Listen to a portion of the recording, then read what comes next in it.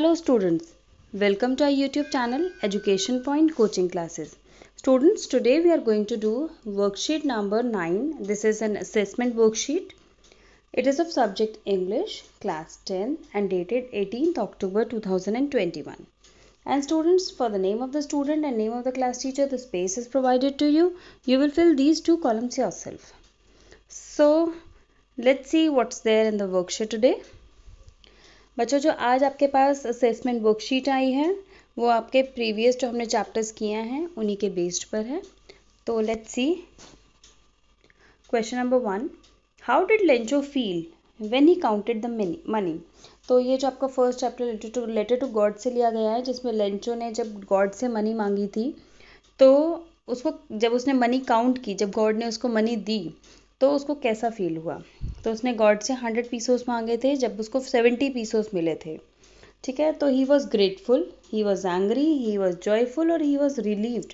तो जब उसने मनी देखी तो ही वॉज एंग्री. तो इसका करेक्ट ऑप्शन क्या होगा? एंग्री. कि उसको गुस्सा आ रहा था कि उसने 70 पीसोस ही रिसीव किए जबकि उसने 100 पीसोस गॉड से डिमांड किए थे. ठीक है. Second question. What does dust of snow represent? ये हमने डस्ट ऑफ स्नो पोएम से पढ़ा था. ये डस्ट ऑफ स्नो है क्या एक्चुअली में, इसका मीनिंग क्या है, ये क्या रिप्रेजेंट करती है? Healing power of nature, cool weather, particles of snow and storm.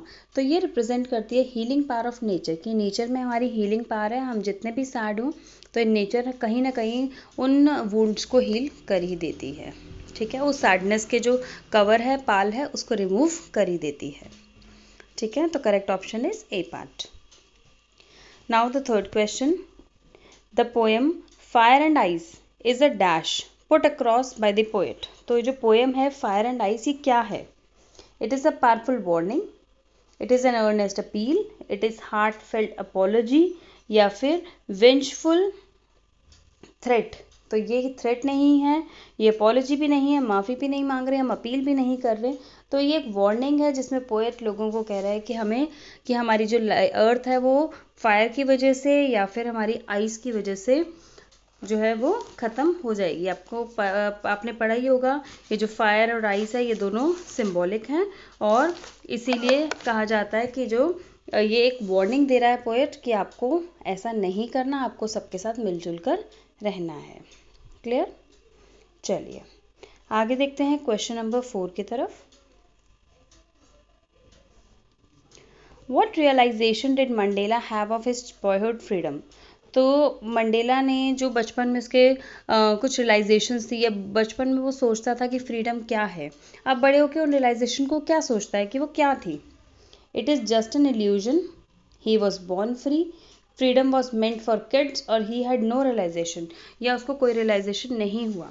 तो अब जब वो बड़े हो चुके हैं, अब उनको लाइफ के रियलिटीज़ के बारे में समझ आ चुकी है, तो अब उनको समझ में आ गया कि ये जो बचपन में इन्होंने जो ड्रीम्स देखे थे या फिर जो फ्रीडम के बारे में वो सब सोचते थे वो क्या था? वो एक इल्यूजन था, वो एक सिर्फ एक भ्रम था और कुछ भी नहीं था. चलिए बढ़ते हैं क्वेश्चन नंबर 5 की तरफ. Why did Hari Singh hesitate to rob Anil? तो हरी सिंह जो है वो अनिल को, हरी सिंह जो हमारा चोर था, थीफ था, वो अनिल को रॉब करने से पहले हेजिटेट क्यों कर रहा था?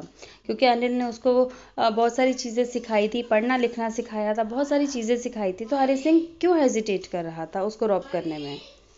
Because it was difficult to betray Anil's trust, क्योंकि अनिल के ट्रस्ट को वो बिट्रे नहीं, धोखा नहीं देना चाहता था. अनिल वॉज कनिंग, अनिल बहुत ही कनिंग था. Anil did not trust him, या अनिल उसको ट्रस्ट नहीं करता था.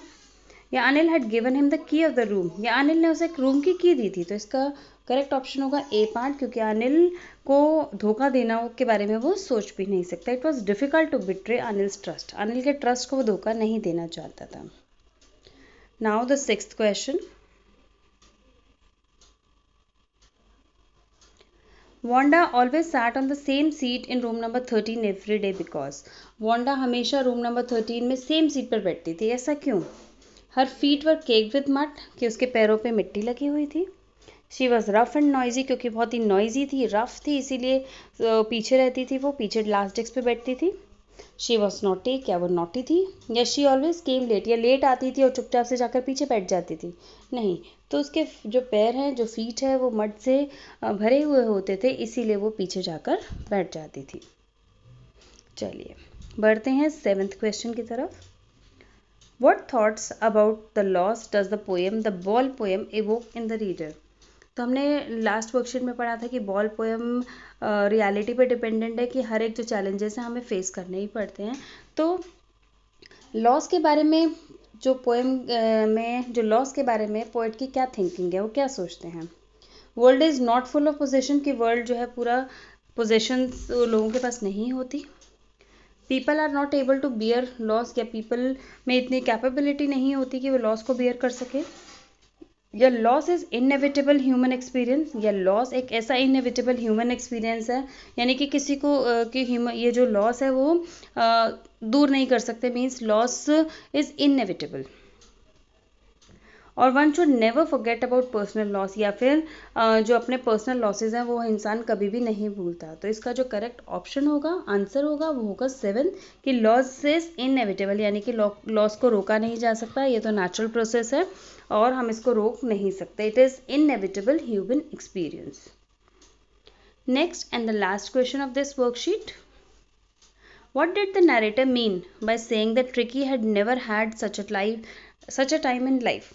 तो नरेटर ने ऐसा क्यों कहा कि ट्रिकी ने ऐसा कभी टाइम जिंदगी में नहीं स्पेंड किया। ही हैड बिकम फैट, क्योंकि वो फैट हो गया था। ही हैड बिकम लिस्टलेस, क्योंकि जो ट्रिकी है वो लिस्टलेस फील कर रहा था, बहुत थका थका महसूस कर रहा था।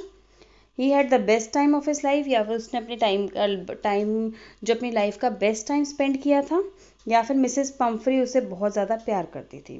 तो इसका जो करेक्ट ऑप्शन होगा वो होगा he had the best time in his life, कि अपनी लाइफ में सबसे अच्छा टाइम स्पेंड किया था, इसीलिए उसने कहा कि ट्रिकी ने ऐसा टाइम कभी भी स्पेंड नहीं किया होगा। ठीक है, तो ये वर्कशीट बच्चों आपकी यहीं पर फिनिश होती है। ये 8 क्वेश्चंस आपको गिवन है। आई होप ये आपको वर्कशीट समझ में आ गई होगी। इन केस अगर आपको कोई डाउट है तो कमेंट सेक्शन में ज़रूर लिखकर बताइए, और इस वीडियो को लाइक, शेयर एंड सब्सक्राइब ज़रूर करिए। चलिए बच्चों, मिलते हैं नेक्स्ट वर्कशीट में। Till then, bye bye students.